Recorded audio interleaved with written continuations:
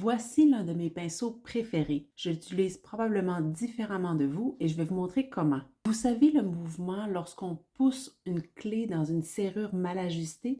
On pousse avec de la pression dans différents sens, mais sans se déplacer. Les poils du pinceau ne vont pas glisser, mais plutôt plier dans un sens et l'autre. C'est ce que j'appelle zigonner, comme zigonner avec une clé. Je charge mon pinceau en zigonnant et je dépose sur la peau en zigonnant.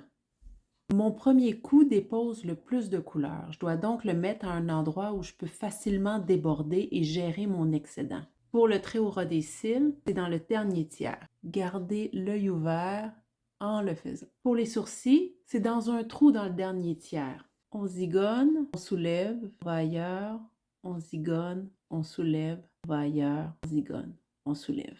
Lorsqu'on a vidé le plus gros du produit, c'est là qu'on glisse afin d'estomper les contours.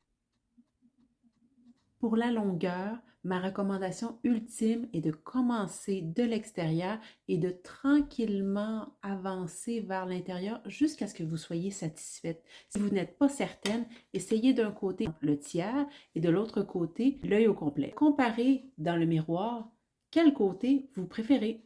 Pour les sourcils, vous pouvez simplement remplir les trous ou, si vous le désirez, pour un look plus glamour, travailler toute la surface du sourcil. Enfin, profitez de cette technique pour enfin utiliser les ombres très foncées de vos palettes d'ombres paupières. Un noir comme celui-ci sera ravissant au ras des cils, encore simplement dans le premier tiers ou le deux tiers ou l'œil au complet.